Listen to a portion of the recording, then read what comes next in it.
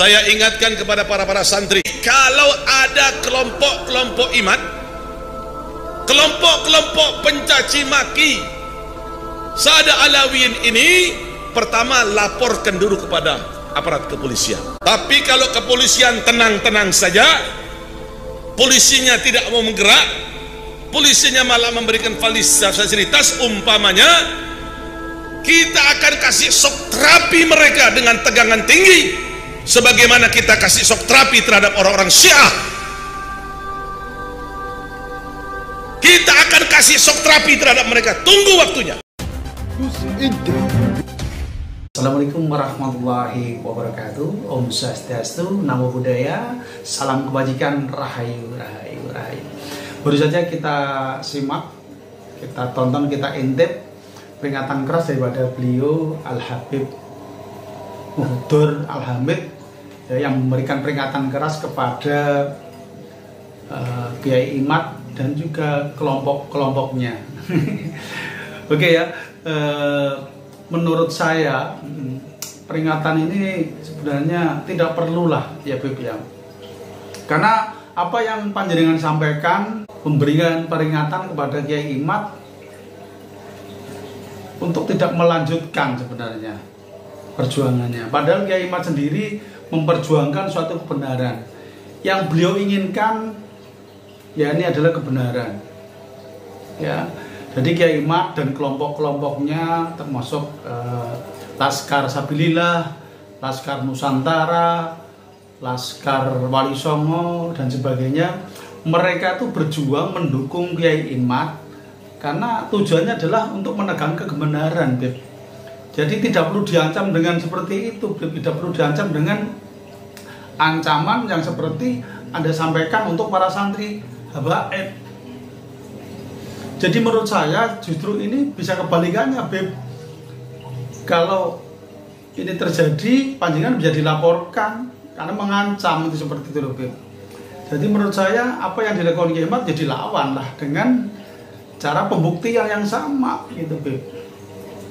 Dan yang paling hak untuk pembuktian ini yaitu dengan cara tes DNA seperti yang disampaikan oleh Dr. Sugeng Sugiarto, ya, Beb ya. Jadi seperti yang kemarin disampaikan di podcastnya Wah Haji Rumah Irama mengenai tentang tes DNA, dan tes DNA sendiri sangat akurat, Beb. Jadi kalau sudah dites DNA maka kebenaran itu akan terwujud. Jadi kalau hal seperti ini dilawan dengan emosi nggak akan selesai, Beb. Karena saya sering mengamati di konten-konten YouTube, banyak sekali hal-hal ini terjadi dari para habaib itu melawannya dengan emosional gitu loh. Sebenarnya santai aja kok, Beb, gak perlu emosi, gak perlu dengan marah kemudian merasa terganggu dengan adanya tesis Kiai Imad, dengan pengajian Kiai Imad yang keliling Nusantara menyebarkan tentang polemik nasab ini.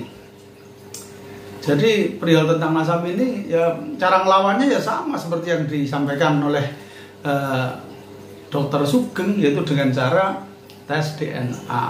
Itu paling mudah lah. Kalau dilawan dengan penemuan-penemuan kitab-kitab dan sebagainya, itu cuma memperpanjang waktu kalau menurut saya. Ya, gitu. Jadi bukan berarti saya itu membela Kiai Imad atau kelompoknya, bukan, Bib. Ini demi kebaikan bersama lah. Jadi nggak ada istilah bela-belaan. Saya juga ingin menemukan suatu kebenaran yang hak gitu loh, dari panjenengan dan juga dari kelompok Alawi yang lain. Jadi di sini tidak ada dengan emosi kok. Ya Imad aja tidak mengancam kok. Ya, cuma di YouTube itu yang buat judul yang kelihatannya judulnya medeni gitu loh. Jadi seolah-olah wah, bahwa itu apa itu bukan cucu Rasulullah, itu turunan Yaman, dan sebagainya, dan itu usir dari Indonesia. Sebenarnya nggak ada kata seperti itu.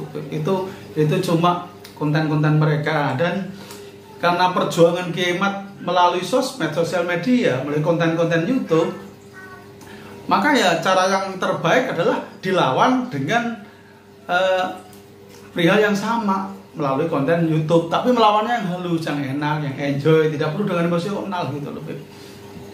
Itu menurut saya seperti itu.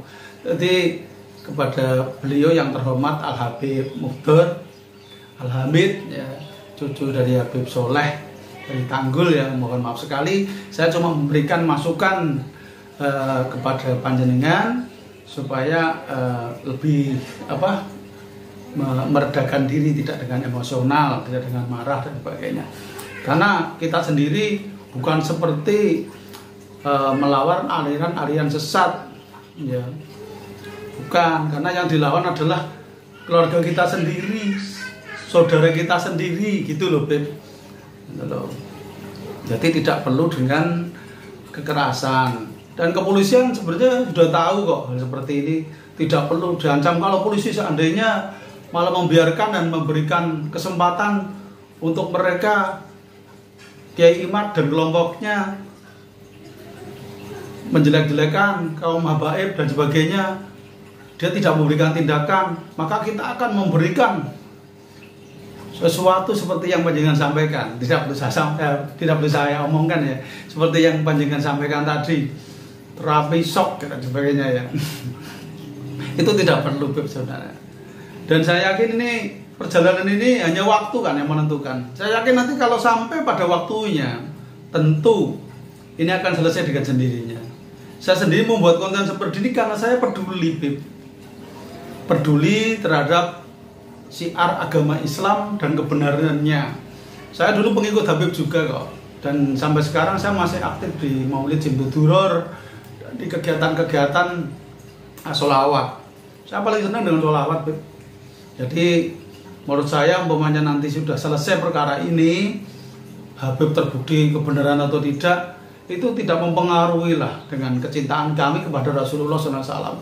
Karena kami sudah terlanjur cinta, Habib, terlanjur sasih, terlanjur sayang. Jadi bagaimanapun tetap kami kan percaya dengan perjuangan Rasulullah dalam mensiarkan Islam, dan kami tetap bersolawat, Bib. Itu seperti itu, Bib. Jadi menurut saya, dan buat teman-teman netizen, silakan berikan komentar yang baik, yang bijak atas semua ini. Jadi anggap saja polemik ini adalah suatu perkembangan perjuangan suatu kebenaran. Dan saya pribadi tetap dukung Kiai Imad, ya, karena Kiai Imad memperjuangkan kebenaran dan mendukung para habaib sebenarnya untuk membuktikan tuduhan yang disampaikan oleh Kiai Imad melalui tesisnya. Itu ya, Beb. Itu saja yang bisa saya sampaikan. Semoga bisa bermanfaat untuk sahabatku semuanya.